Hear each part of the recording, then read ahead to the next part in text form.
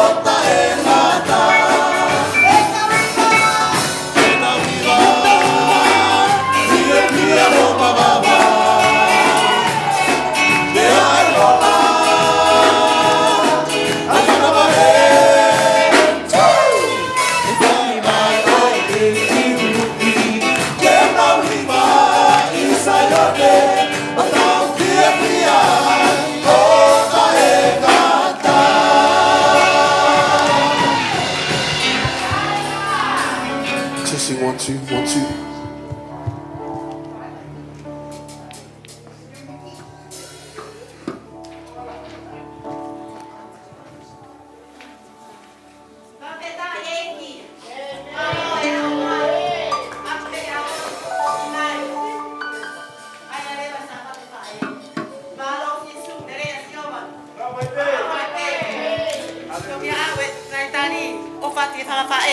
Tamai kamata mo si Hova he pulelei te amusai. Koe himi e kamata aki e tau ngau e mamafa he. E fiafini koe whangeau hiva ngo fulma fitu e hivi. Whahiva fitu mo mea pe ilalo. Oku iai ha pule anga oku teo pe he mamao. Koe pule anga kafa fau. Hono tu i koe lami kuo heka ki e ao. Pea e ao fia e ne ngahi tau. Koe pure anga eni o kuhau, oi koe pure anga o kuhau, ke teu lau marie na kuo vave talupite. Malanata kuo hoko mai ai hau, pia toki hoko atu fono whakaosi. Amen. Amen. Whawhetai eki, malo. O kuiaia pule anga o ku teu e mama, koe pule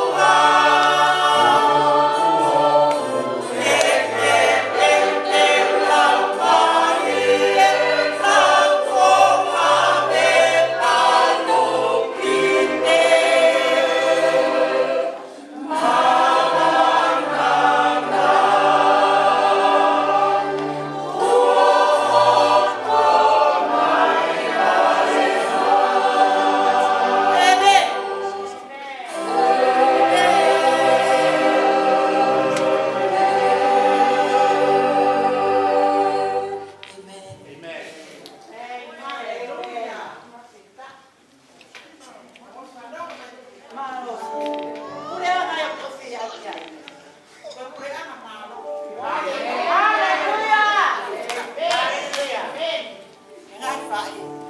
Ta os whanongo pehe hiwa na tō os. Koe puraanga mālohi i au. Koe puraanga kawa ka whawhau. Ko ki tau tōre ngai whae e ngai aho e. Koe puraanga mālohi a ki tau tōre. Kai ke ngā tai ka toi puraanga ka whawhau. O whawhetai koe hā koe whiafu koe ni. O kumai he e lau maare ka te tau tōru. E ngai whae mo hafa ka ofa. Koe e kipe. Pea ko tau aho e ni. Ko hiwana te osi. Ko mai ka te tau tōru. Oku whaeronga i tau tōru. Oi aho ni. Ihe ngai whi e tuku keke. Ihe ngai poro karama keke. Ka utamai ka te tau tōru. E ngai whae. Mea maho inga taha. Tau maho e mo i tangata. Koe pure anga ia o tua. O kutoi awe a ki tau tōru o whaka ironga ia. E koro ta inga taha. Koe tau amanaki e tau whanonga koe ni e kai e whae. Koe tau wāre taimi. Koe mea te ke tau whai. Ke tau teu. Ke ko ofi e taimi. Ki he pure anga koe o tua. Pea. O ku atene he wahe. Tohi koe ne a pāro e api wahe tau tahawe so mo furu. Ai au pehe ono whaalea. Io. Ko hai o ku ne wha amau ai whiwhine re rei. He o ku mahuru hake ia. I he ngahi maka koloa. Ko e fufunga mo nuia. A e tau kau he lau. I hono whakamanatu. Ai maho inga. E ngahi whae.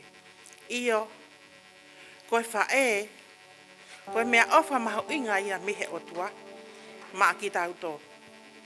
Oku mahu inga hake, ai mahu inga ai whae, ia maka kura koloa. Koe tala monu e ngahi auni e ngahi whae, ke tau hoko kuha ngahi whae whita. Whae lototoa, whae whaelelei. Ka koe mea te pū, kua whae lotu koe. Ka koe awe whawhetai ke e. Pea, marelei ai tamai mafi, kia te ki mautoru hono kotoa pe.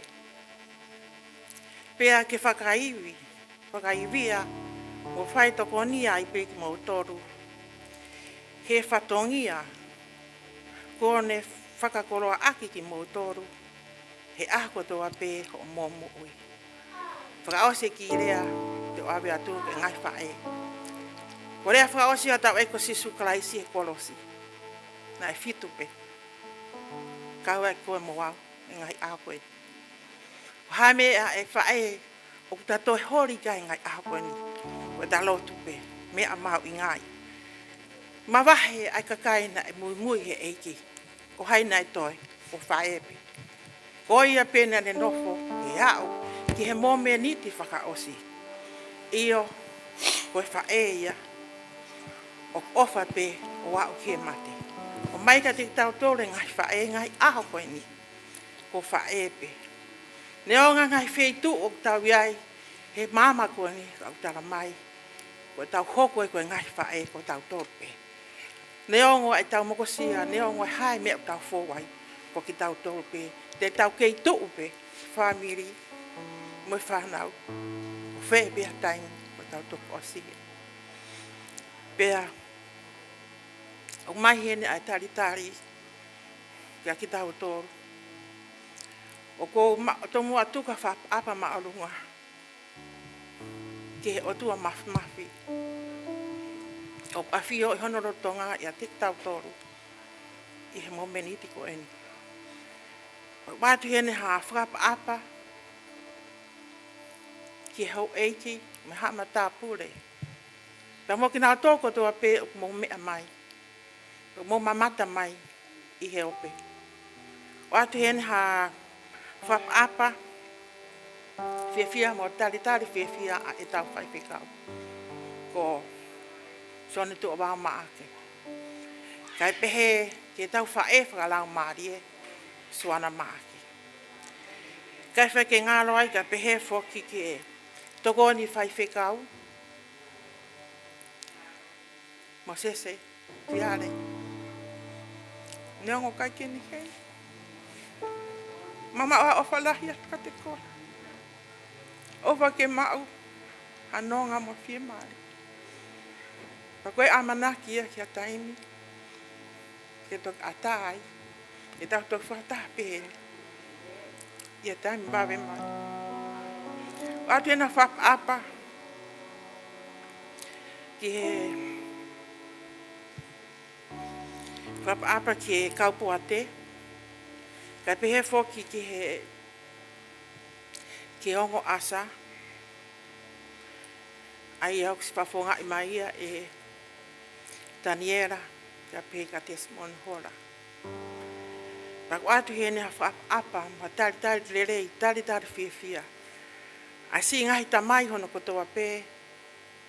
Oku mo i heni e malu o Saion. Ai o whafonga i mai ia e hau whanga vai. Ko taki eni o e Men Fellowship. Ka pehe foki a e tatari eni a singai tamai a rātu ko tisi heni o kutako. Maha o kalahia. Ka pehe ki tamai a ahueni o heni mo ki tau tolu. E whiahueni. Ai mo tolu kotoa pehe. O mo heni e ngai tamai ko e mea tamo. Tiki tamai ko e nini. Pehe ke sausi.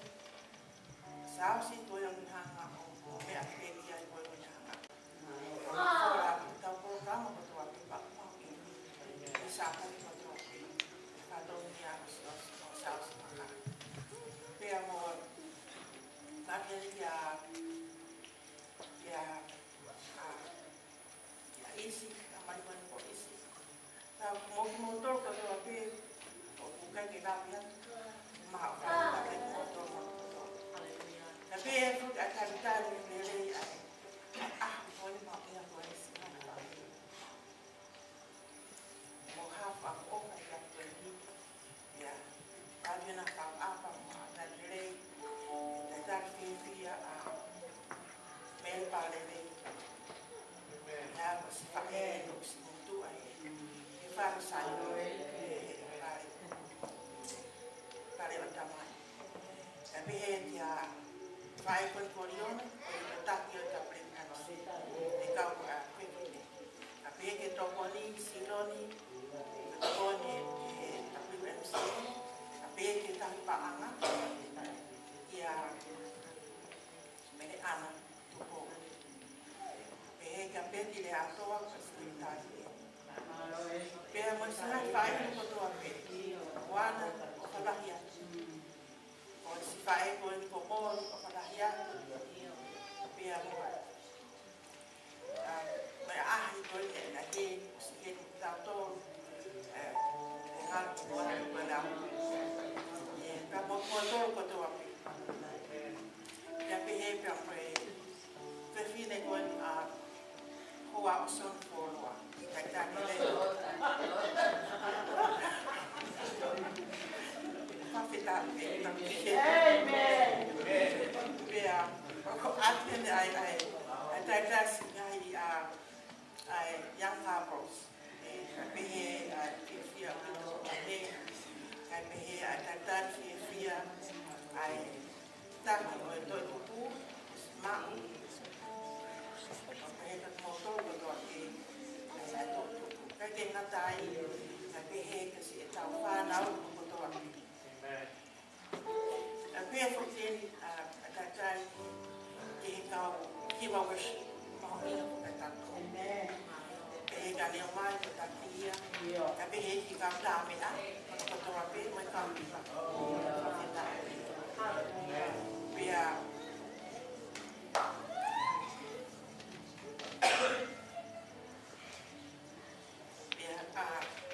o tau hau eni po ngā wana hoa.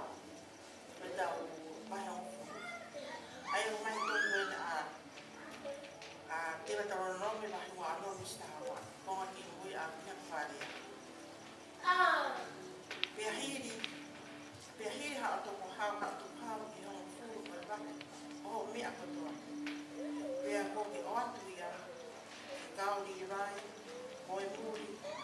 na mai mate o i to koe o e na o kai i ho o mai koro ia na o mai ai bes koe ni ka tātou ko tō e tai koe ko o sisi e na ngai fi lau na hini a kato na ma ave ki tawa e ki na o i vai koe kau i vai ko ki na o tō ai ka kai ne tā me whare i nau tā mai ko ki na o tō na fua ka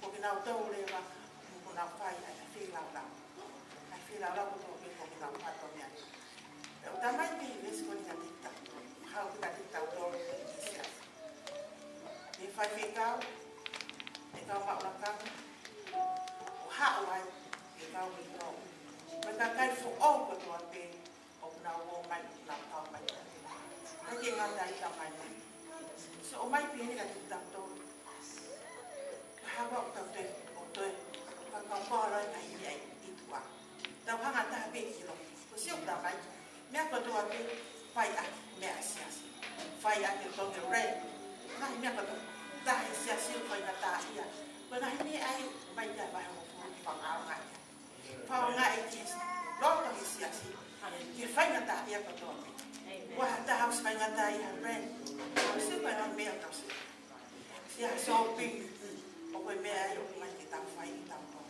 tau naki nofo mau pe i loto i kai siasi to mea ma ka to ki mui mātu kai koe tau tōna to ki mui hai ngai mea whai laki mua tara mai ka tik tau tōna ni vai koe o so mai pe ka tik tau tōna vai mate ui tō su pe ka kai koe ka kai fo au ko tō ape kua whita mai i ka tik tau tōna hai ki mea tau lawa ai wakio i ki whaka whonu pia he nea mo whita tōko si e whonu kai ke te ira ko hame o te hore tō mea te God bless everything for us, whatever we can. Give with all our heart, everything. O tuare vai, ai ngā o mai. Pero tahe ka te tau tō sina, siaks koe ni tau i.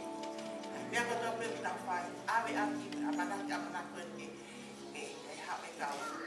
Taraki mea wha, e taraki tau mea wha, os me koe ako tō. Kai a te me tau, roh tau kwa ki me tau. For Kiki,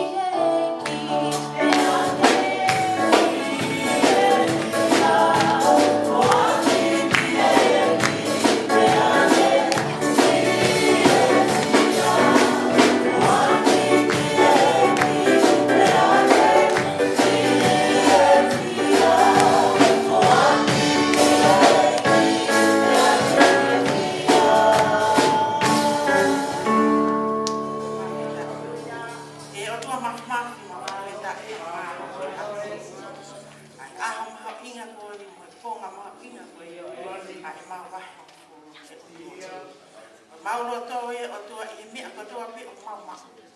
Mau i roi ka mea i ki afu. Tera mai, tō whakalahi mai a te mau tō. Ia ngahi ta whaaki e te ko tua pe. Kore ki afu na aki nau tōru ko tua pe, na ke lawa nau ki he ahon ma nau fua. Kau ia te nau tōru, alaho nau ki ma ia taini sia whainga maari ia ngāwe. Kua lote o mau whai. Tako ki aki mau tōru ko tua pe. E ka whine ko toa.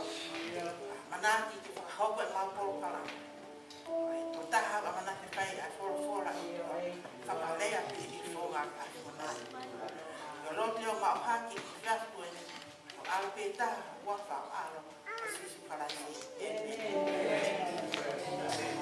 Aleluia. Whakataki e ki. Kora ke mō mea haki o runga ki ka mata e tau humo e tau whakataki. Ki he huafa whakamoui o sisu kalaisi. Amen. Kei toi aha huafa ki tau ui ki ai. Kei aha huafa tene toi whakamoui ki tau tol. Me tau angahala ane awhi ahoni moe a bongbongi. Mana toi te tau tō whakaaho. Ka toi huafa sisu he ikai ke liliu. Hallelujah. Pea i tau hiwa e whakihiwa koe ni kole keke. Ta whoki he tokotaha hoto matau. Moto hema. Whelo aki ki ai. Ha mua loto fie fia. Amana ki lelei ki a Sihova o kui henia. Hallelujah.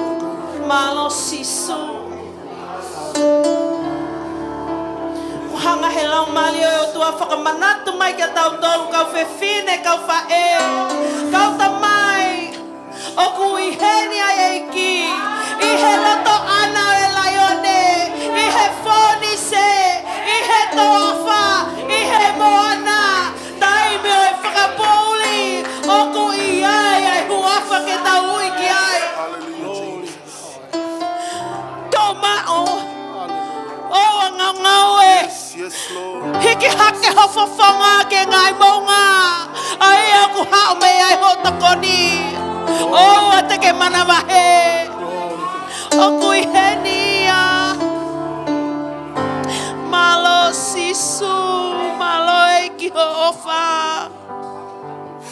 Hallelujah. Thank you, Jesus. You are so worthy, Lord. How moloto whakaata ki he lau male ma oni oni. O kui henia ke whaia ene ngawe. Hallelujah. Thank you, Jesus. Hallelujah. Whakamamau hotokanga ki e eiki. Ka pau na ke whemo e kina he weekend. Kai ke iaha o time lele mo e eiki. Koi mo meni ti eni. Ka pau na iaha mea na wesi ai holoto. To oi hotokanga. Pea ke puputu he ahoni. Ko kole atu.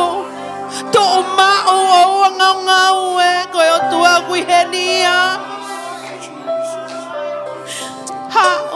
Ha'o ke tau humo whawhita ki a te ia. Hallelujah. Malo sisu. You're worthy, Lord. As I come into your presence, past the gates of praise, into your sanctuary, where we're standing face to face. I look upon your countenance, I see the fullness of your grace. I can only bow down and say, behold, yeah, go how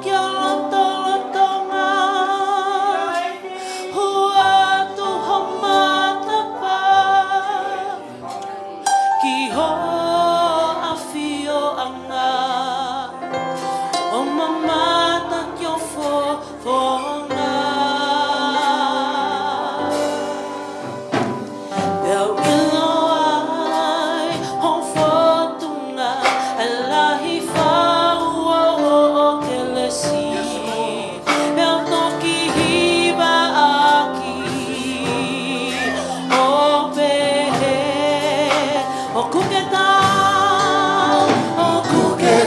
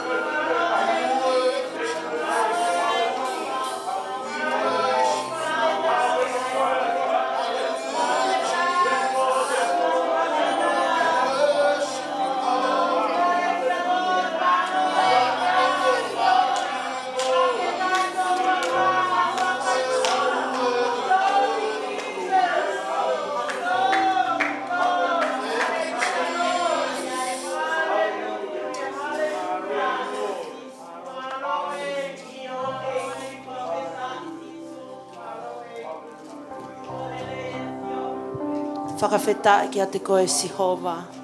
Whakawheta e o maula maali e. Koe o tua whaito tono koe. Me he kamataanga o au ki i tāniti. O kui kai ke liliu i hataimi.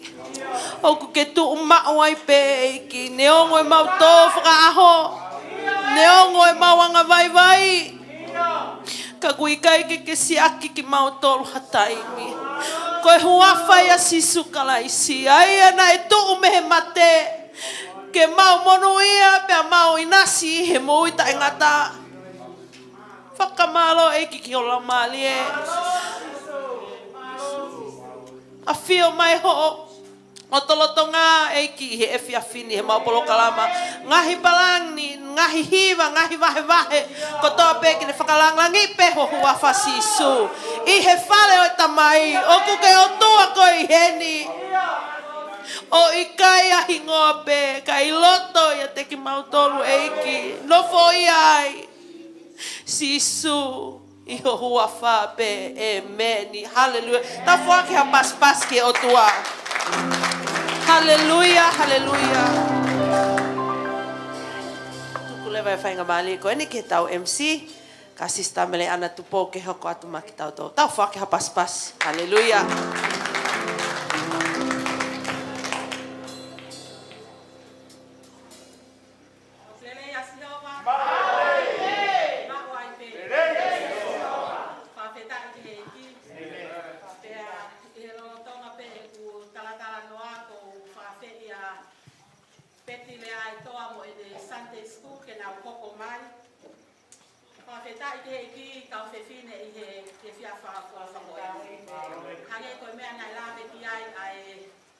Tari o e fiafiko e ni e tohi a palo me a peto o taha te so le tala mai ai ko ta mahu inga ai fa e fita ai fa e le rei tala mai o mahu inga la kaha ke ia i maka poloa e kakai te fine o father's house o kula kaha ko ta mahu inga ai fe fine le rei mo fa e fita i he tai amoni i he siri va mo Pata whaka o tō uta ko ta mahu i ngā i e kai aho ko e ni.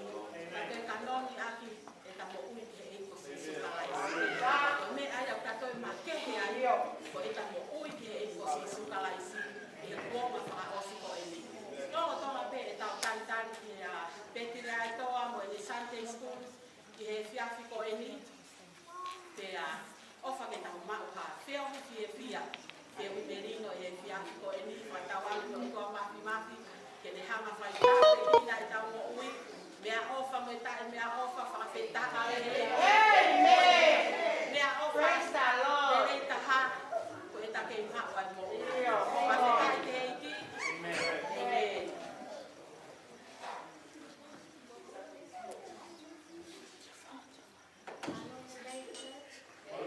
Ko hoku hingawa ko Soana, and today our Sunday school we're performing our item for you beautiful mothers. Happy Mother's Day and God bless.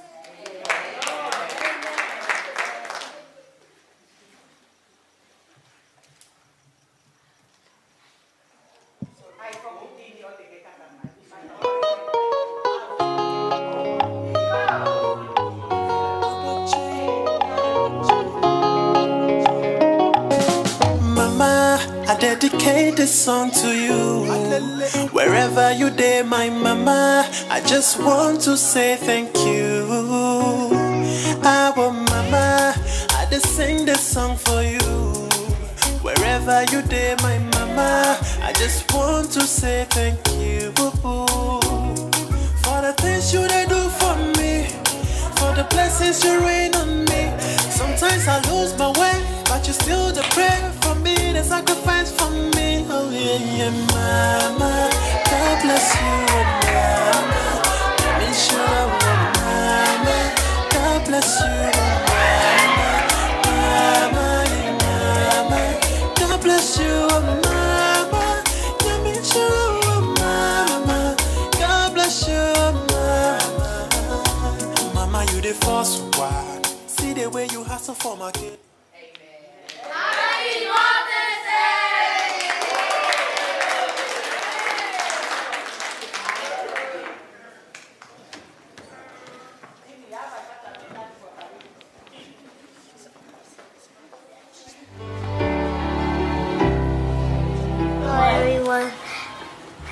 Happy Mother's Day, Nana and Mele. Love you. Bye. Mother's Day, Mom. What makes you proud of our mom? You encourage us to do our best every day and you put God first. What is your mom? I wish for my mom that God may bless her through the following years and that God may bless her through her whole life. Love you. Love you. Happy Mother's Day, Grandma. What makes you proud of Grandma? I'm proud of our grandma because through everything that she has faced and life has thrown at her, she's come out on top, but not on her own, but with God. What is your wish for Grandma? That may God continue to bless her with many more years to come. Happy Mother's Day, Nona. Thank you for everything you do. Happy Mother's Day, Mom. Thank you for your love and your kindness. Happy Mother's Day. Ki ngai whae ko toa pe i whale o tamai. Whakatawangi ke o toa ke ne hiki ai peho tau loto. I aho mau inga koe ni. Pe whakatawangi pe ke o toa ke tau malingi mai e ne keresi. Ono whakaivia ki tau tolu mo ongi ai poto. Koe uinga koe ngai fua whatongia pe ko toa pe o ko tau fua. I family mo siasi. Ma loa pito si ngai whae ai ofa mo tau po. Ma ofa lahi a te tik mo tolu mo loto. Happy Mother's Day to all the mothers of the Father's House Church, Sydney.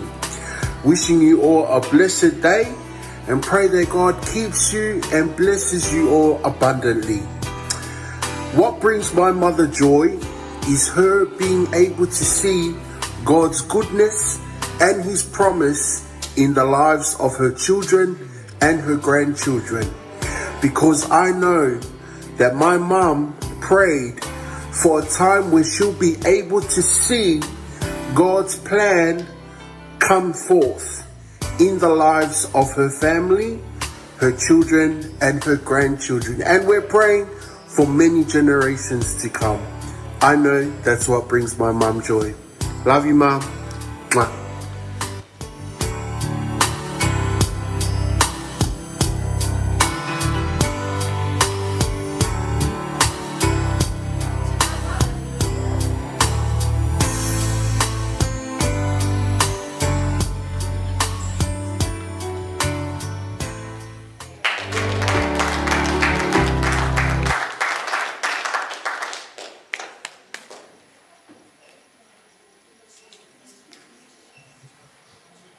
Te whaka pasipasi o te lele ange.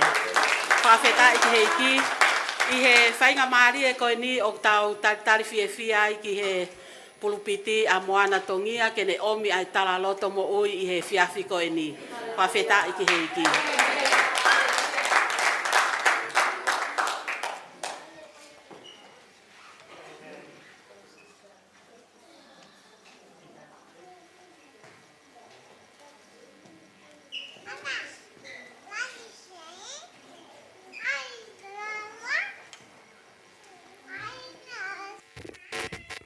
Good evening, everyone, and happy Mother's Day to all the mothers. Ke mua pia whai ko ki tala loto. Ko tō mua tuku haa whawhetai mo whamalo ke tamai o langi. Ko ngai tau i ofa ku whai ke tau mo ui o tau toi au siha mai ai e whiawhi koe ni. Ai ngahi e whiawhi mahu inga ke ngai whae. Kai ma kau mai a fo ke hasi ka ngahi kui. O ku tau kau ngā kau whakatahi loto whare koe ni. Kai pehe fo ki ka tek mo tolu o ku mamata mai mihi e ope. Mahoe nā ofalahi atu ki he whaiwheka o ka maa fo ki hohoa. O atoha whakatapu ki he kau maulakanga i he siasi. Kai tuku ai ki whainga maari e koe ni, ke whai aki tala loto mo ui. Ko i loi pe koe aho e ni o e whae he, ka koe uhinga e ku tala loto, koe mo ui hoku lau maari e, ki he eiki. Pa ki mua ke whai e ku tala loto, te ulawa tu pia ki Westfola koe ni. O to ia me tohi a sa me, ono vesi ua nima. Te ulaua tu pe hangai vesi me ai. Koe vesi koe ni o ku kau ia ki he hangai mo ui ai kaunanga. Ai au pe ono whakalea e si hova o kua hiki hake o ku lau mari e ki a te koe. E o kua tua o kua whalala ki a te koe. O wana ke tuku au ke umaha.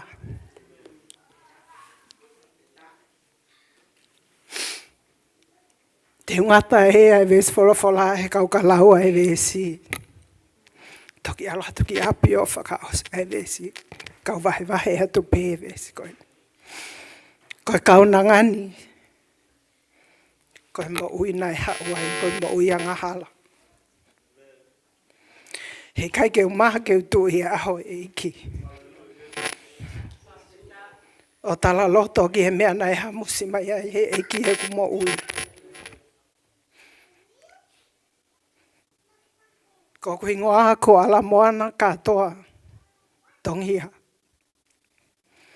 Ko e ku hao me te kiu. Ko e ku whae me hapai. Ko e ku tamai me toko mololo. Nau hiki mai ki Nusila. He malolo e kui. Ka whakawhetai o lau maari e. Ko hau ki e whonuani. O maua ki whale lotu. Ne wongo i mo ui ai o lau maari.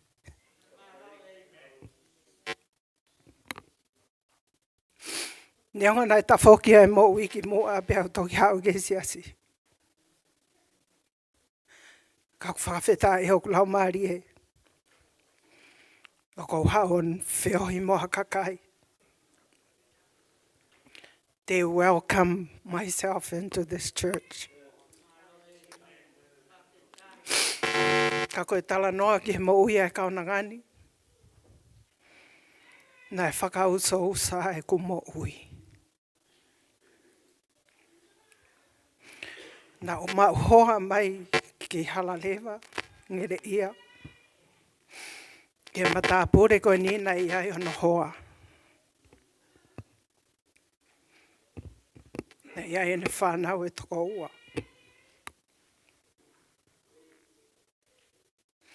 Koe mo ui koe nina e mau e mea koe whaianga hala. He kai ke umaa. Ke urea ki he mea nei whanonga mai e mo ui. Ko kore ke eiki ke ne whakamone mone i au. Ka iahanga e tala loto o kui kai. O tōtu atu. I he whareni. Whakamone mone i au.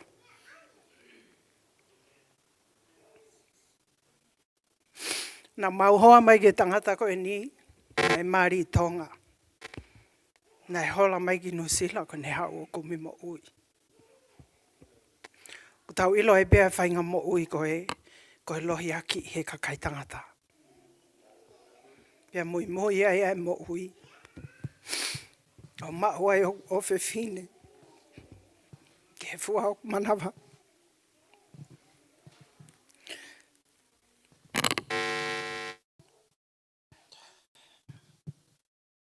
O whawhetai ai au klau maari e.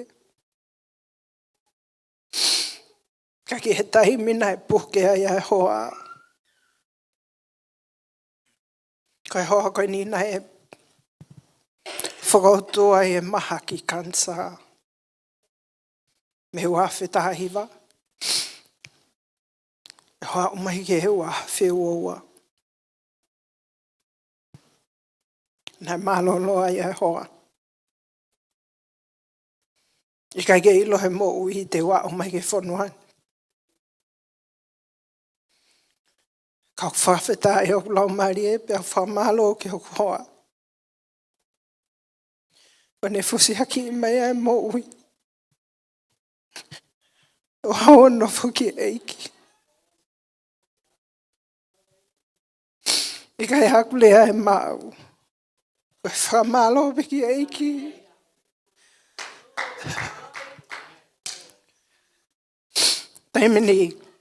Taimini i hoku i whia e mo ui nā toi whoki ki mamani.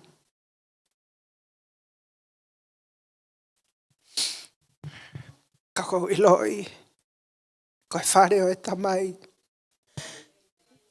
E lātai ai mo ui. I he kakai. Tanu maki mo ui. Mo whakaloto lahe. Whamaloko ku hau ke whanuani pe o kau ai ke kulupu. Whakaloto lahi. And Compassion and Father's House. O whai e pong pong ko toa pe. Pea nai o ngoi hoku lau mahari e. O ku whonu tāpu aki e aho ko toa pe.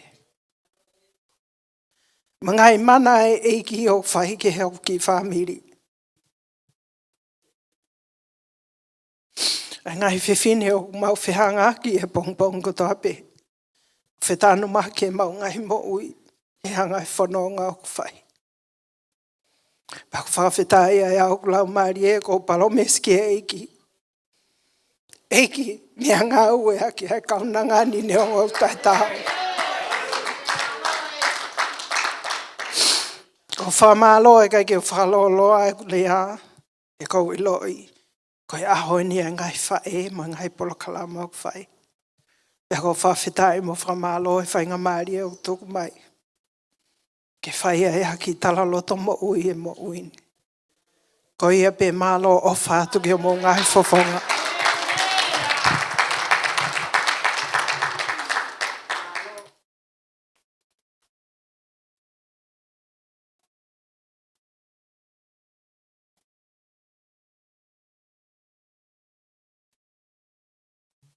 Whawheta i ke iki. Whamalo ke o tua koe tala loto whakawho ofa, tala loto whakaloto lahi ka te tau tolu i he whiawhiko eni. Whatawang ke o tua ke ne whai tāpu ki na ho mo ui moana kai pehe ko o whiwhine he whiawhiko eni. I he whainga maari e ko eni tau whakapaspasi, tau taritari ai e youth ke ne omi ha kalanoa whatātama ki tātolu. Amen. God is good all the time. The youth would just like to perform an item for the mothers today.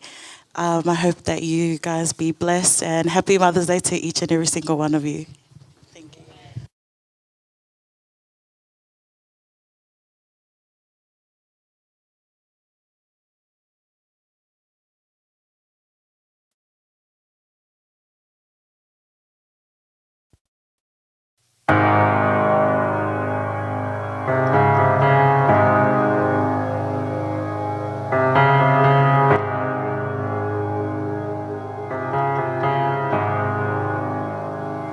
I love you, Lord, for your mercy never fails me. All my days I've been held in your hand. From the moment that I wake up until I lay my head, oh, I will sing of the goodness of God. 'Cause all my life you have been faithful, and all my life you have been so good. With every breath that I am able, oh, I will sing of the goodness of God. I love your voice. You have led me through the fire, and in darkest night, you are close like no other.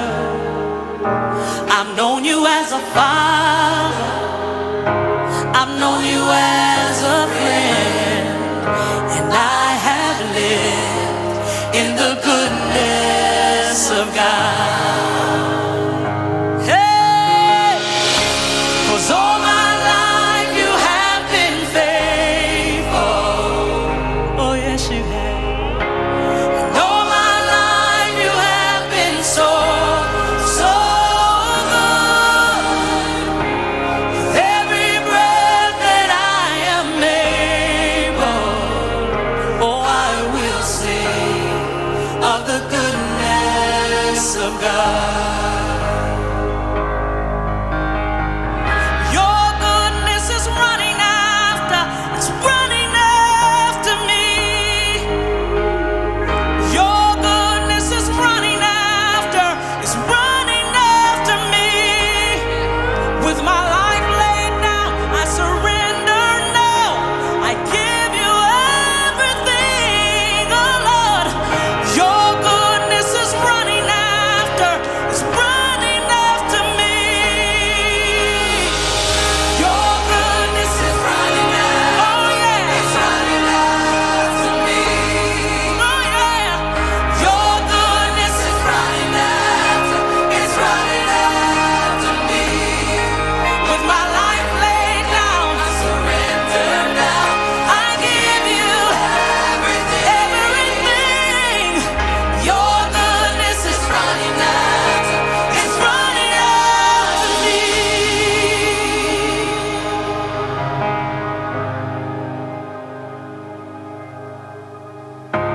And all my life you have been faithful.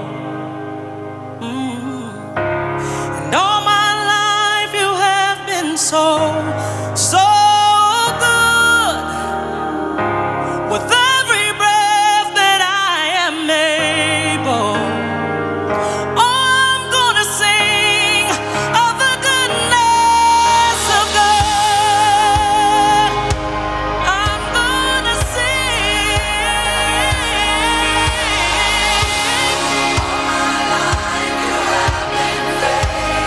All of my life you've been faithful.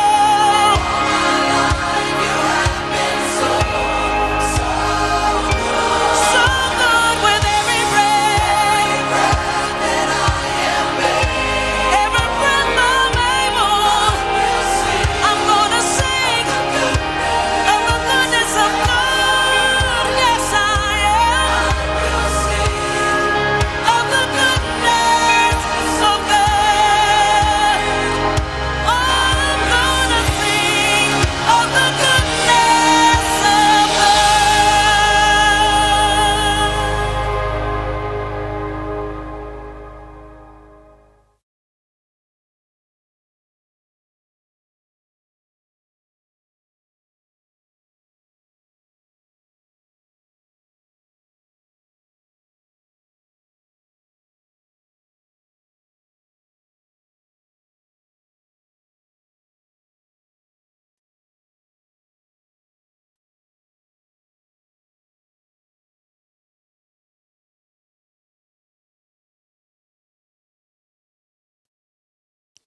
Ai ai loto honga ia. Ai mo ui. Ko hinga ko e. Tawa o mai ke aho maho inga ko e ni. Whakamanatu. Ai ngai whae. Pagwai ngai whae o pūri atu. Ai ngai whae o tau kau whakataha mo nau tolu. I e aho ko e ni. Ki mua ke taritari e tangata ai whai whekau. Ke ne o atu ai. Wholofola ki ati au tolu e whai ko e ni. Nā mahu ki talatala noa pe mo komiti. Ke mau whai ha mea ma ke he tau ko ni. Tau wanga pe i he tau ko toa pe. Ko e ngai whae. O nau tu atu. O vahe wholofola. Pea nā mau loto. Ko hinga ke oanga whai ngā mari e ke ngai tamai. Pea nai Filipe e whai whekau. Kene hau o atu. Ke ki he ke ki make he ange tau ko ni. Ko ngau tau whanongo ai pe ko sapat whae o koe taha ngahi whae te nau vahe atu. Pea mau fia ko hinga ke ki sio ki ai menship he. Ko ai atuenia ke hoko homo tai mi pa mau. Pea o mai ka mau tolu i kai. Ka koe anga pe mau ki ililiu he tau koni ke tau ki ai ha ki mea make he ang he. Mau fiwa i pe he malanga i pe ai whae. Mau fie mau, tau fie mau ke ki malanga mai ai tangata e whae whekau. Koe ha ene sio ki ati ki mau tolu ngahi whae i he aho mahu inga koe ni. Pea ke te whakaloloa ko hinga na toi to ai taimi. Ko ia tau fia tau taitali heni. Whai whekau seone tua wau maake ke reo mai wholwhola mak tau tolu.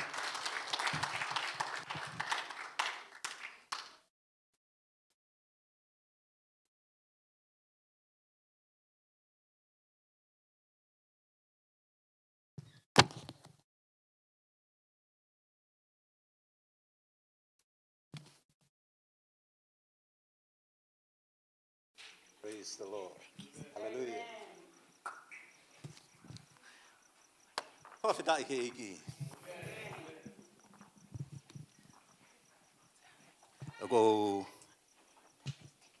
tomo tuko whawhitai mo whamalo ke o tua mafi. Kono hinga koe taula mahao ko ne whai tau te au sia mai aho whakakoloa ko ina. I give thanks to the Almighty God and His protection over us that we have reached today. Oku makehe mawai pe ai aho ko ina sa pate whae ia meha toi aho. Mother's Day is very unique from any other day.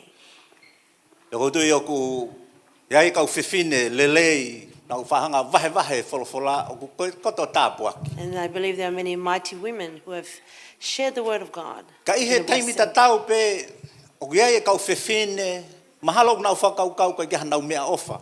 And in the same notion, there may be some women who think they don't have the gifting. Ka hono hinga oku iai e whahinga mea makehe. But there is something unique Nai hoko ki he nau mo ui. That has happened in their life. Pana kei malawa pe ia ke whauai. And they were able to endure and overcome. Nai kai ko hataka tokota hai aku poto pe nai mauhane mea. There wasn't anyone who had academic Ka intellect. kono uhinga ko ia usia ko ia ai mo ui I he whahinga mea. Oi atakai oi mama ko ini. But because of the life experience that they had, Lahingai mea ia unihanga e ia o whakapuputu u ia tangata. many things can make a man doubtful. Wa uke Kristiane toko lahi. Or even to many Christians Nau whakakaukau nau malohi. who think they are strong. Koe nau fou. But I he when mea they koe. go through hardship, Keke nau lava e ki nau. they cannot overcome or endure. Ka koe hanga ia o mo ui. But that is the way of life. Ka tau whakawhetai ko hono hinga koe hao ho tau eiki ko sisu kalaisi. And we have thanksgiving because of the perfect Ko God malawa we I ke have. tau kau pe moia. The Lord Jesus Christ, who is He with koro us. hinga ko hono malohim hono mawhai. Because in His might and His Ko ia authority, ia o tau ikunai. in Him we are E kai ko ki tau victorious, tolu. not of our own. Te ria na tau pore. Otherwise, we'd be boastful Pe te in tau ourselves hikisia ai. or be proudful. Kai whakawhetai ko tau eiki ko But sisu praise kalaisi. God for the Oka Lord wilo. Jesus Christ. I know. Oku nono tuku maha ki mini te wanoa ka te au. Please leave me Hawaii 20 foi mala wa minutes. ta ko ni mite pe wanoa. Okay? O kai ke fe ma wa ke mo folo ka fifin. Ko fa am ke mo la ka to enjoy your food. Amen. Hallelujah. Malo, hallelujah. Ulaki Samuela. 1 Samuel. Ko am pe ke ave ki ai tau. Ulaki Samuela pa ko vahe hono ua ni ma. 1 Samuel chapter 25. Ko vahe ni e whakamama ua e tokanga pe mo e vahe o e fiafi ko eni. I he taimi ko eni. At this time, Na kei turi holo e Saula a te vita. Saul was still chasing after David.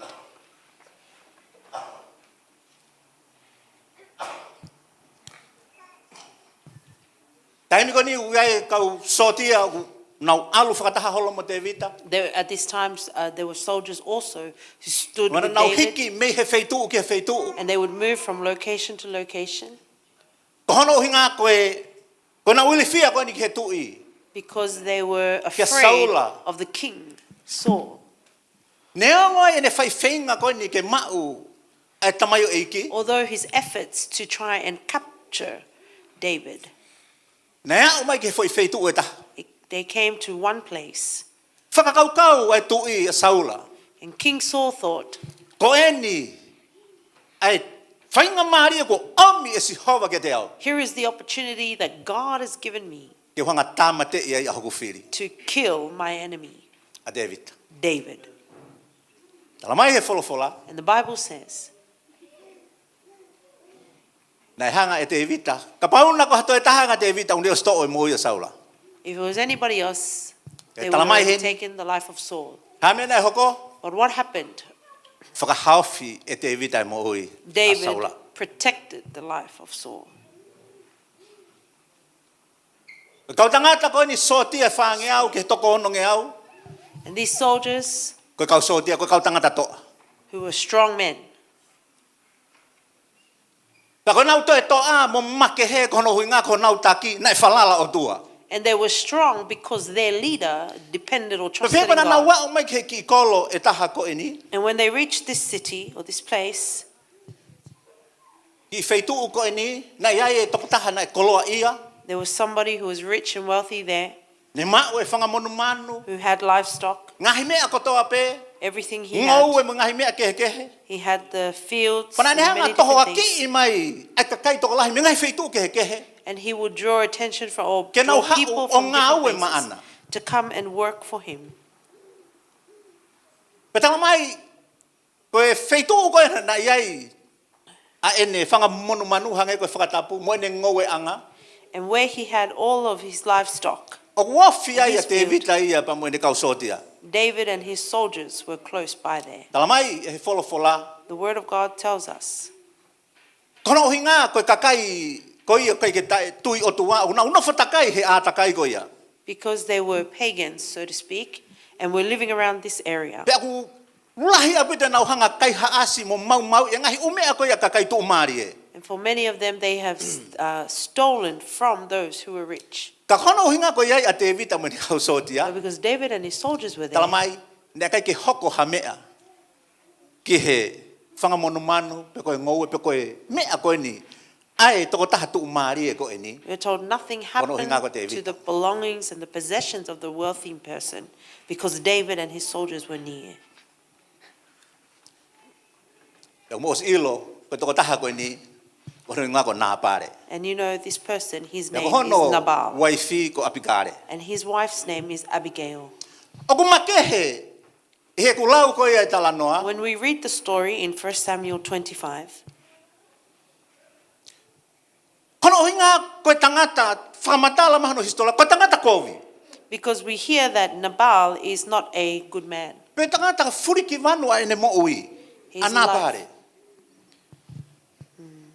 Ka ko hono waifi, But his wife, ko whiwhine whalala o tua. she was a woman who Pena ne tui, pena ne feared tauhi God, whakamato ato and ki she he o tua. served the living God. Pako mea ko wafai he ku lau e tala noa, And what surprises me as I read the kai ke story, asi hane fo irea ana taha. not one Pe ko word hamea tene whakamatala mai. is heard in that she would speak. Nā ne toki rea pe, he taimi, na e whanongo ai a whiwhine ko e ni, o ku haua te evita ko tamate i hono husepāniti. She only heard of when Koe wahe David ua ni was mai. coming Toki lau to kotoa e kill koe wahe ko e ni. Koe her tāpua. husband. Please read this story. Kai when ke you ka go back. whakafoki mai e tau. Pea ono fo whakakau heni. And I think for a moment on this. E anga whewhe. Koe fo i palo vea pe upehe koe. E anga whewhe nofo a māmo moko pe. E anga whewhe na nofo he whare taha. How Ai can ko they vipa moe lere stay i. in the same place? Ai furi ki Good and manu pe moe evil. ofa otua. Evil that is E so anga filthy whewhe, and kau whewhine. goodness that is righteous. How can it be women? Mahalo ko kapau na koe hoko mea. Osi wholoa e whiri he toko taha ke whi mo aluia. Perhaps if it happened, they would Kana choose ikai. somebody else, but it was not. Whewhine ko e ni. This woman, Abigail, Na kai ki hāmahano reo. she had no voice, Ka kono uhi ngā ko hono loto. but her heart I ne tauhianga tonu ke in otua. how she served God Na kai ki hanga hamea i o we. faithfully. Nothing wavered her. Whewheho mo ngahi loto, kau whewhine. How are your hearts today, women? Whawhetai nai, mau e ko fufu o, ke tui mai he Praise aho ni God, you have a whawhetai new ke outfit iki. to wear today. Ko mea peo mau poto e kono whakaheke iki mau tolu he aho, sapa te whae. Amen. Ba ko e whahe ngai o mna ula ki kore na tolu, o te ki ai vave hoko me sapa te whae. Ka ku hange hano whakamanatu pe ki mua, na ngalo fo i mea ko ia. Praise the Lord. Hallelujah. Talamai heni, eh? We are told here in this Pana story. ia e tangata ia I maoni ka Mary.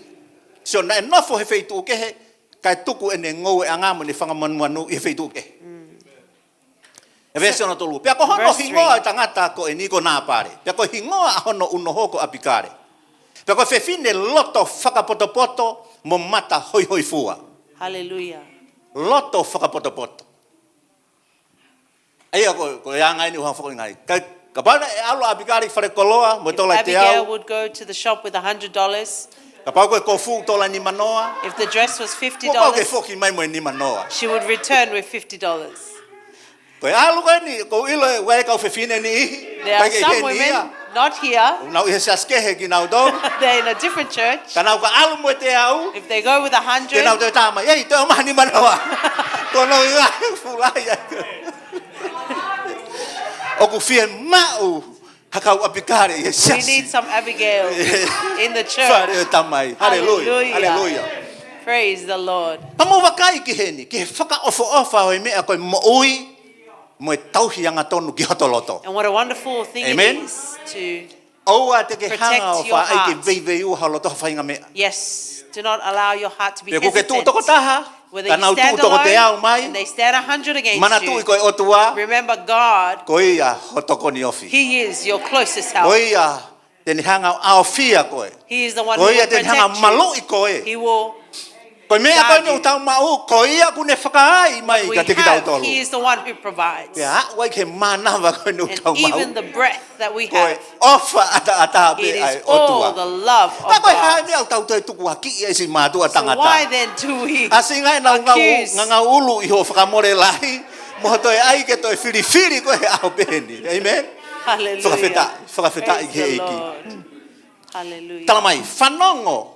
Whekau e Devita ene kau ene kau asi mo ene kau mataki ana. David Mo commanded alu his ke toko taha koe spies ni. to go out to this man, Kana pare. Nabal, Ka mo lea lelei ki ai. and speak well to him. Talange ki ai e ngahi mea koe ni na tau whai. Hono toko ni e nau a ene kau ngā Say ue. to him these things that we did in helping his shepherds. Iyo. Kono hi ngā peke kene iloi. O kui ai pe me tau whemau a ki tau tolu. So he would know that we also have a need. Tau tau hanga toko ni ki nau tolu. Kono hi ngā he ku kei tupulaki pe ai koloa ia a nā pare. And we are Kono hi ngā koe helping them malau ia he kau tangata toa a Devita. because of the strong men Kau that kei were ke ilo David's ia he followers. vare e nā pare. But Nabal did E not uno know whopio tāna ke paanga. Ka koe kakai ke hei au ngā ue I koe that ke he malu would I collect ai ne his kau money, ngā but ue. there were other people who were actually doing the Pea kui work. ai e taimia ka te ki tau tolu. And there are times even for us, Koe tau hao pe tau whakakau pe ka te ki tau we tolu. always seem to think Ke only ki tau of te lava ki tau tolu ourselves. ke tau sio ki tua. We don't think to look outward. Ke ki tau te lava ki tau tolu. Ngata pe ki tau tolu loto. Pe ko We tau all tolu see pe. just Ko ki for tau us. tolu pe. Ikai. Koe hanga o mo ui koe ni. Hanga e he toko taha koe ni e apikare o mai ka te ki tau tolu. The type of lifestyle that Abigail lived. Ne o ngai pe koe hai a takai whaingata na e whehanga No matter hangai what mo ia. hard Nai ke lava pe situation apikare. she was in, Ke ni hanga mapure. she was still able to control. Nai kai koha mea ia ke hoha atu ai hono loto It hange wasn't ki tau anything tolu. that she would become Nai anxious osi over. I lo I pe e ia. She already knew. Petala mai. Alua tu koe kau tala whekau. And when Tange nā the pare. messengers came, Ei, ko mau hao pa ko ai ke mu alu ki whe. and Nabal said to them, "Where are you O yo going? ke mau hao me he mau tamai o eiki ko David. We have come from our E tange nā pare. servant David." Iyo, ko David hao mo utaki. Nabal answered, "Who is David?" He ko whanonga hoki ai e kau sevani te ni ihi ia ko nau hola ki nau tolu pe nau mawahe ki nau tolu me nau kau I've heard taki. there are many servants who are breaking away from their masters. E ko ni uhinga foki en ko hola in a David a mea saula. What he meant is David fleeing from Saul. Ka whai atu koe patalange ia. Mo foki, pe koe ai ke o atu, pe koe haa pane. Ai os mahino pe koe ke, he kai ke loto ki awe kono uhinga he kori, ko nā pare ia. So therefore, Nabal, we could see his intention. He did not want to Ta help koe foki them. ko ia te vita. And when David's men Kai turned, ke ilo ia e hoa. E apikare. Ai mea Abigail koe ni did nai not hoko. know Hono what had hinga. happened. He nai kai ke hanga e he kau hau koe kau tama koe nai whekau i mai te vita. Nai kai ke whetau laki apikare mo ki nau tolu. Because Abigail did not Hau pe ki nau tolu pa nau toi foki. with the Ko messengers. toki The hau e nia messengers ki came se and vani left. te taha kau whakalau. O whakau kau ki he otua koe otua whaito tonu. And I think about God, Ko how ki se faithful vani he ti pe is. nia. Nai hau noa ia pe ia. Ka nai whanongo ia he fui mea nai hoko. Just another servant who O heard whetau what had laki koe happened, ni. Pa moe hoa o nā pare apikare. who met with Pentalangi ai. Abigail Hei, and oku told ke her, whanongo. hey, Ki he have mea you koe nai heard hoko. what has happened? Ko te vita. Moe ne David kau tau o nau hau. sent He messages. nā nau womi ki ho hoa. Well, they O whakarea came ki ai kona uhinga. Koe tu unga ku nau iai. to your husband. Ko nau hola koe. O nau whia mau ai tokoni. They need help He kona uhinga ko saula me kau soti au. O ku nau kumi ki nau tau. because Saul and the soldiers are looking for them. Ka hono uhinga koe ne kau pa moe otua. But because he is with God, E sea so eki. Kona uhinga koe tau kau moe otua. because we are with God, Ko uhinga koe tau kau pa moe otua. Ku malohi. because we are with a Pea God kune who is strong, mawhia. Ai mea kotoa pe. who has authority over Kono all uhinga tau things. malohi ai. That is why we are strong. Tala mai kau toki ko mea na wofa ai kau toki whanongo e ki he leo e whewhine. Here now we Tenerea. hear the voice or the words of Whakalongolongo pe Abigail. ia mei mua hau ai pe. She was quiet from Kone the toki very rea beginning, ai. and now she speaks. Kata wow. Koe mo ui e ni ko toki lea koe e ne ilo o ku fie mau e tokoni. Here is a life that knows there is a need. O ku lava ke haa mai e fua. We can see the fruits of the Spirit here. Tamai, nei kai ke toi whakatua tuai e whae whita koe ni. She laid no time Tāna to ki ai waste. mea tokoni. She collected Mea iru. 200 Mahi mea loaves. kotoa pena e fie mau he kautau koe ni a te vita. Everything that David and his soldiers needed. Nā ne whakaheka ia. Tamai ne whakaheka ia ngō asi. She loaded Pia them on mui the mui kai donkeys. mua e toko taha tala whe And kauka. she told the servants to go on ahead and I'll follow you. Kai ke whanau no. Let's shorten the story. Awa ta apikare o si whanonga mai te vita ia mo kautau. When Abigail O si mahi no pe ia ko making way. apikare. Ko nā pare. Ka kono uhinga koe whae whita koe ni. But because of, E lahi mea te woman, muhanga whakahaofi. there are many things that you can Pa te protect. muhanga toloi, te muhanga Or delay, taofi. Kau or whewhine stop whare o tamai. Women of father's E house. hoko ki he family. That can happen to the E hoko ha family. mau ki ho tau wā mo tau family ko Damage e. may happen, yes. Ka pau he kai ki tau whai halaka. If we do not make a stand Wa tau whiri whakapoto. and we make a wise decision, O hange ko apikare. like Abigail, Te tau kei si o pe. I he alu atu, hu atu mo hu mai. Aho tau kakai. our people will come and go. Pea kei alu ai pe tau whanau mo i whangamukuna o And our more. children and grandchildren will go and become Koe mea ia lost. kone lavei. A hoku loto kono uhinga koe wholofola koe. That is what touches my heart with this, Uhinga koe kusio ke whanau mo i whangamoko puna. because I see the children. I love them so much. Hallelujah.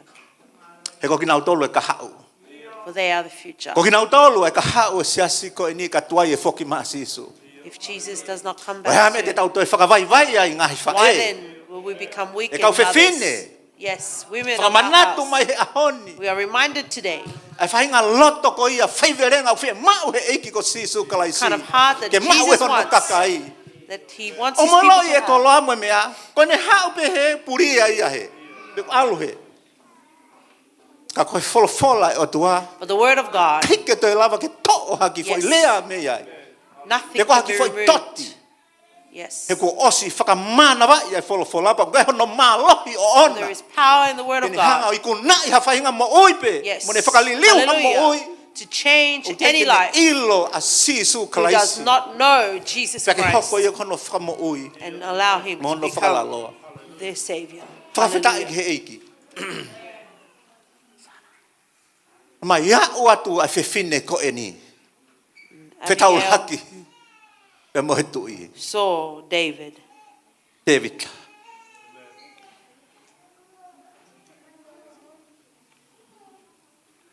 Whakawhetai. Kono hui ngā ko o whaito tonu. Moho anga tonu. Praise God for her Ke ha o mai ai ke whakahoko mai. doing the right Kana i kai, For if it were not, kua fuolo ai pūri atu ai toko taha koe ni ko nā pai.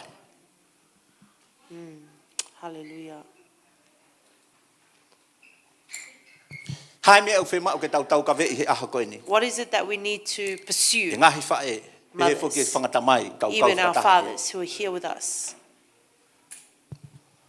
Tau hanga pou pou i mau ai pe mea ulele i. We always support what Amen. is good. E wea taimi, There are waha mea times hoko mai ka te tau tolu, o something ku happens pe koe to whai us. kovi mai hata. Or somebody cause or intends to Tau cause tau harm osi ilo pe towards ki tau us. tolu, o And we tau already hala ki know tau tolu. that we are wrong, Tau tau whenga ke tau hange ko tau tonu. but we try to justify. E lau e motu ai taha pe. And one man would Pea pe say, ki tau whai, whi mo tau whakamore more ka whi. all we can do is forgive. Ka So pau we nei hawhi halaki can pa be mo finished. huse pāni ti. If there was any wrong with your husband, Whakamore more i ange au. forgive them. Pau nei ai hato no no pe mo whanau, he anga e tauhi. Whakamore more i ange. Vai tai mu tau pehe pe tau tolu koe whanau tong. Ta tau e pea pe tonu pe kai tā i pe ia koe ngā koe ai ke fie eiki pe koe ha. Hoko ke he ne ha mo e ha. E toi lere i a lolo i kai. O kou tui, I believe. tu ke hoko ai whae ko e ni.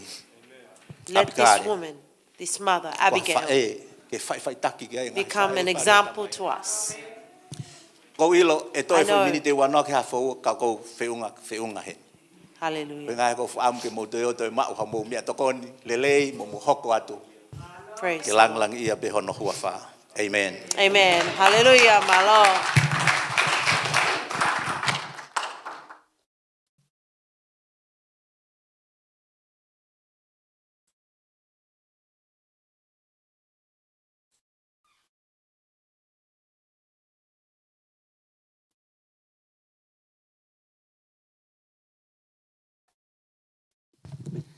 Pawheta i ke iki. O ki kai o me he o tua i ri fia, ka kune o me ofa mo e mālohi mo e loto whakapoto. Hange ko e malanga na tau whanongo ki ai fie mau, e kau whine o hange ko apikale. Amen. I he whainga maari e ko e ni, ko e talango fua pe ki he polokalama. Whakawhi i ai hiva ko ai men, pea osi ko ai men, pea hoko mai ai hiva ai kakai whine, pea tau toki hoko atu. Whakawheta i ke iki.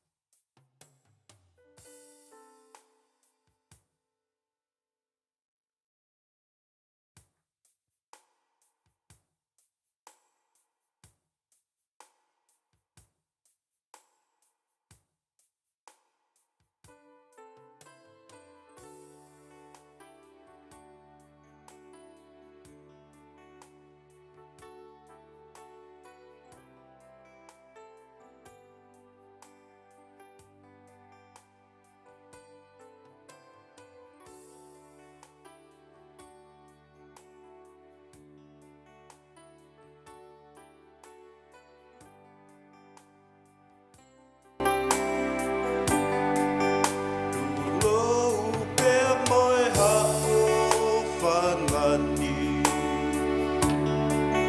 Boe si kau ngā whanonga pilikimi Kai tuku ke o tengi hia pē mo te tangi Asi i ngahi whae whitani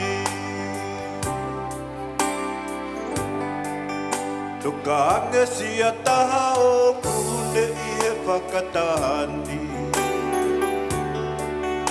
Ua mole mata i koloa mahu i ngani Pea oa na ataku toha a te langa i mamahi Ka o kuongo si i tamatangi mai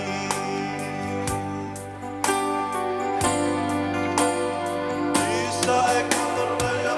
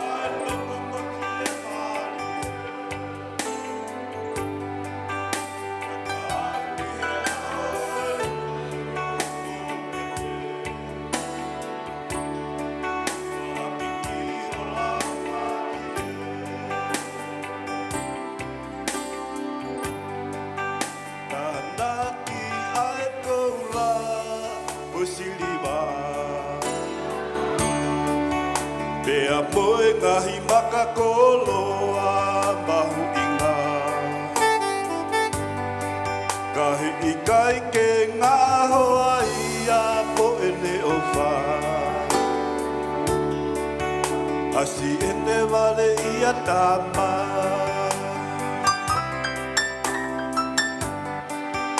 E i kai te ulama ke wha whakabatala I o whani te whai toko taha Asi ene uku mai ngahi whai ngata Ka te inu aloi mata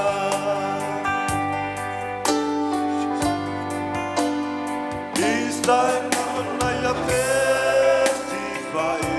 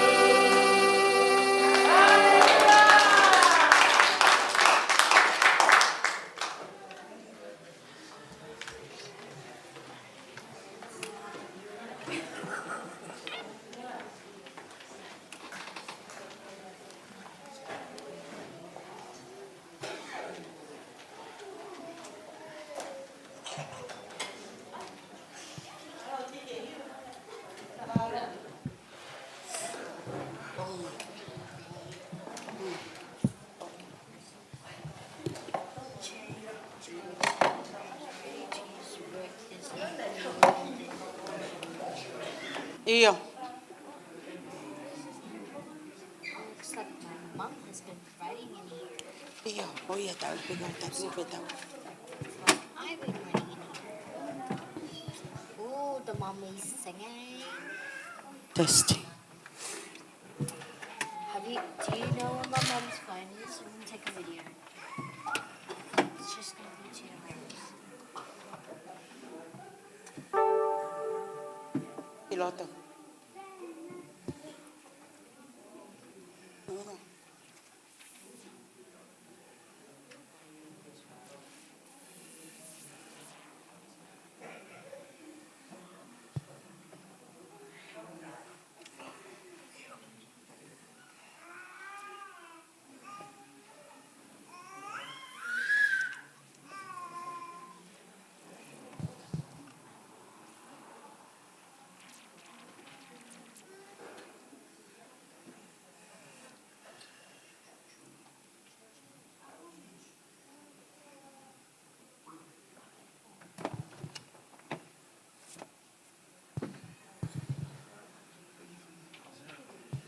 Te ai maha pas e kau ngahi whae. Oki ununa ki moa ke pakai mai e.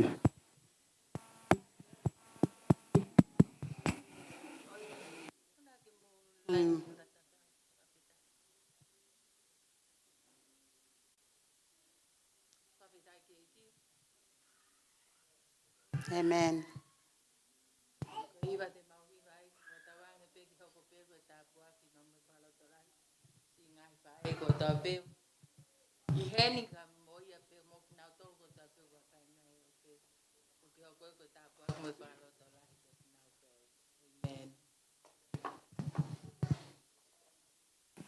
Hallelujah.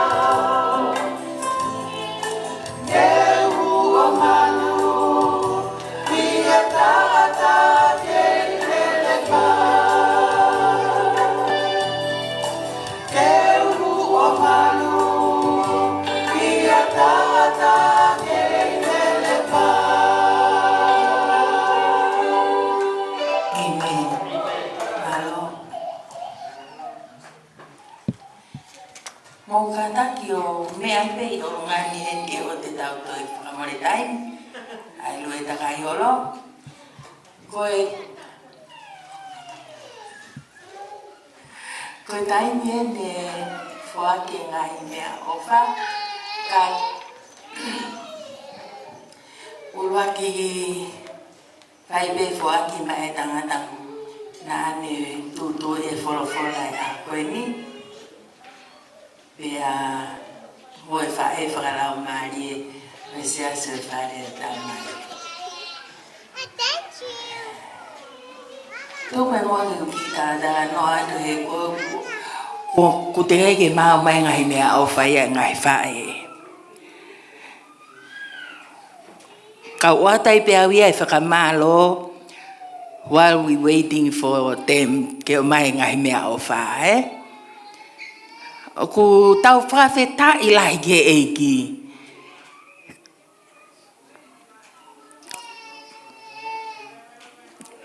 Ko hia, ko whakahoko, ai whakaukau, pia moe whotutu ke sapate ngai whae nye a koen. Pia ku mo oni a pito, kaito ia ha mea ia, koe o tua le rei o tau hiki ai. Pea ku whai mea le rei mau pea e kia maki tau tolu. Neo ngai pe tau tono no, kei hulu pea o pea tu pene keresi, o ke lave ai pea mau lave ai he aho koe ni. Me e te whito hoku loto, o ko o ato e whakamalola, ki he tangata nane to e whatongia o vahe o malanga e aho koe ni. Hangen koe mea koe nei whakarea ki ai e kaunanga. Ne o mai pe ki whakakaukau ia ki a te au. Ta koe mau whakakaukau ta tau pe mo komiti. Ke mau tukuange ki a ke kau tangata. Ke nau whai e whatongia o au koe ni. Ke nau ki taratala noa. Pea neo mo nai ai atu ia. Hange ku pehe mai mātu a ia. Koe sāpate ia ngai whae. Koe hae mau mea. E te ai koe ke maha o koe ki hei lotu. O kua o mai hok tonga ane mono hoa mo ki whanau. O whae tala noa koe tok tuku i e nau lotu. Tala mai hok tonga, pau eke atnai o slava mo lotu. Koe hai nai malanga, ta mai hok tonga ane. Koe whai whekau ko sete. Sio, ke tau sio ki hei whakaofu ai eiki. O ne o mai e ia ia o kai koe tau whangongo peke ngai whae. Whawhetai, ngai whae. Hei kai tanua tahe tau ngai ngauere rei ko toa pe. Koe ngā koe tau au siya koe ne ofa. Pea kune hanga o mai ki tau toro. Ka koe ki i whakakaukau e whiaf koe ni. Whakatau wange pe nai hoko pe ia koe tāpua ki tau toro ko toa pe. Whamalo lahi me komiti. Me he himi, aruifo ki he taritari.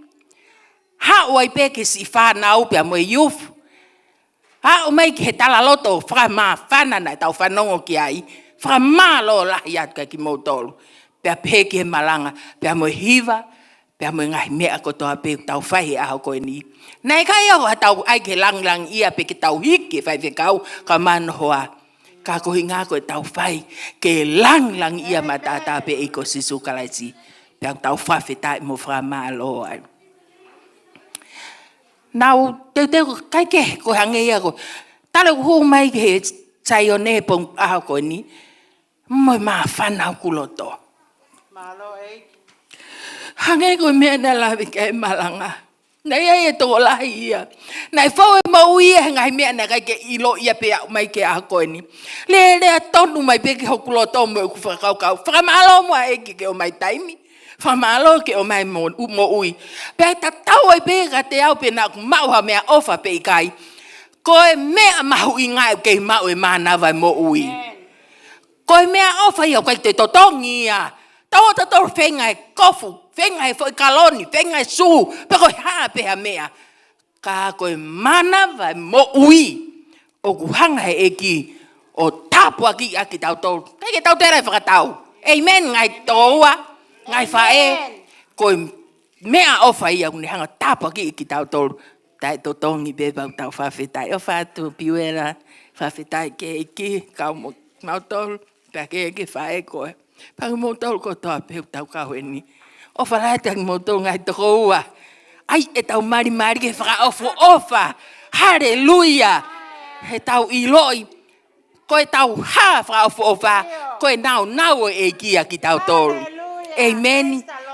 Koe tau whawawula bemo e tau ki matai. Kai ke toi hāte nau e ki mak tau tolu.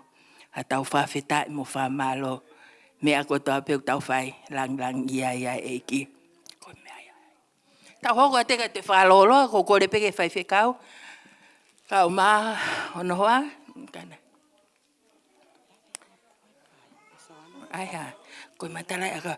Iyo, whawhetai. Nai ai kau nanga ne hanga teu e matalai a kau e a koe ni tō man. Na ai peke teu e matalai a kau. Ka whawhetai ko ia. Koe rea pe e ki whamaloa te he kau nanga ko ia. Pa mo teu e matalai a kau ke a koe ni. Pea koe, kou tau tu pe ku whaholo mai o mai e mea e matalai a kau whakawhetai rahi ke eki. Pea tangi kau nanga tuku ai pe. Joe, hu mai mo e mea wha? Tapikuan.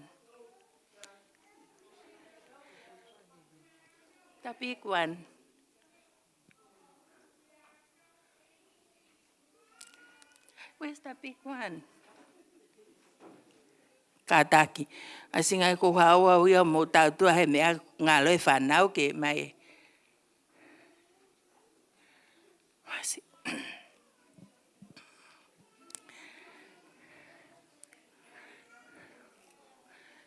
Toilere ko soana e. Ko soana e. Ko pai ke kau e.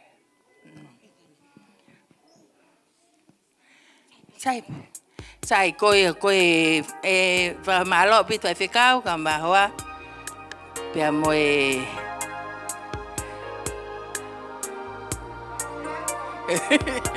Pas ko toa mai ki ai.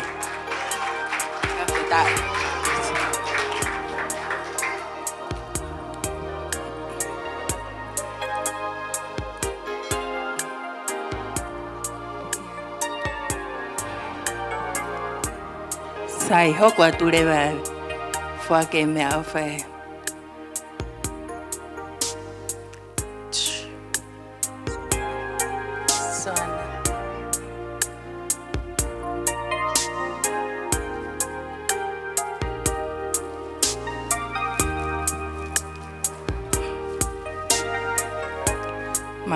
Malo, papita. Peti, yote. Iyo.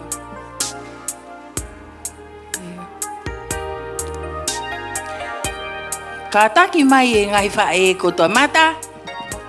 Kamia, Liz, Piwela. Hauai pe moe kaunanga koin hau haki e. Mo mai.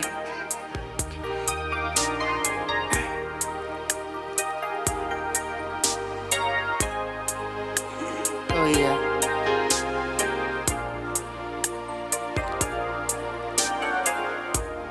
Piwela. Papita.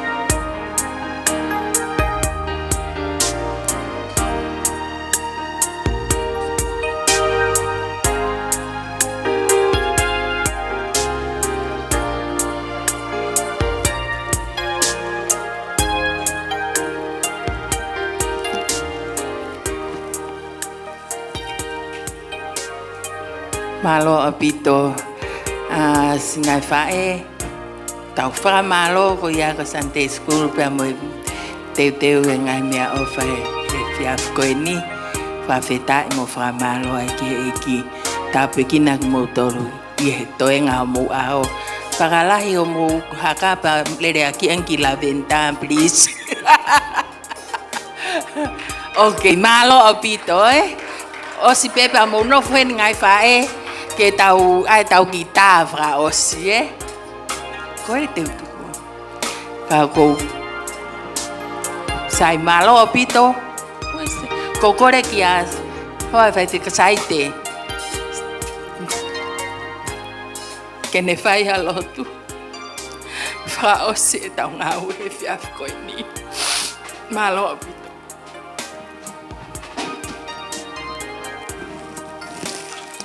Hallelujah. E tamai ono I kai a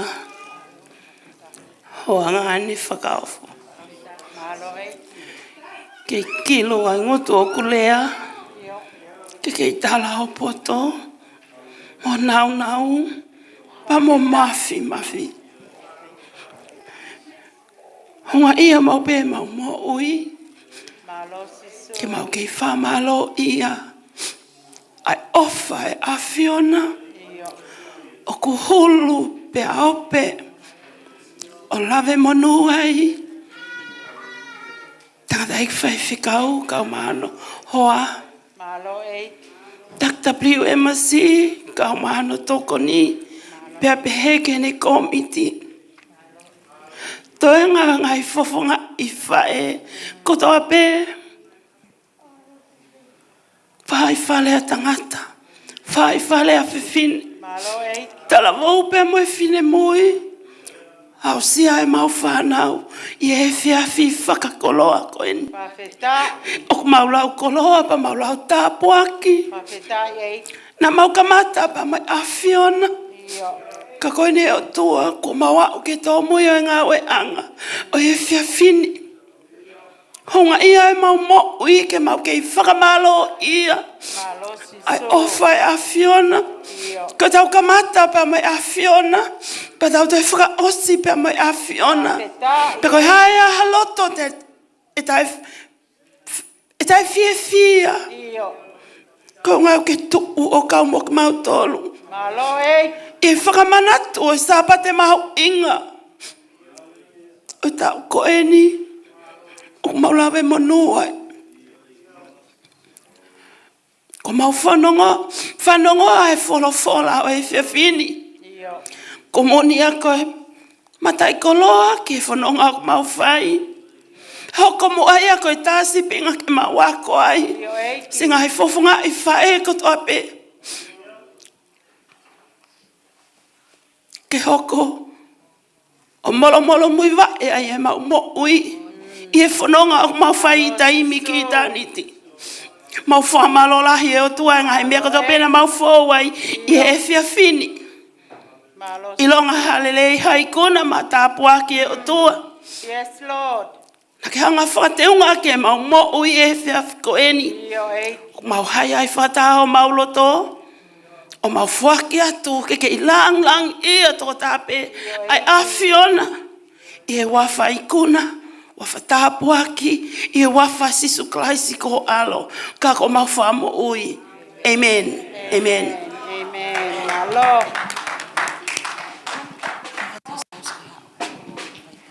Malo pito munun megi ai tau tae pa fetai. Kata ki be chao sio si unun ma fai mau. Ai mau ta. Halota mo mai. Mata piwela mo mai. Mo mai ki tau ta. Oya we.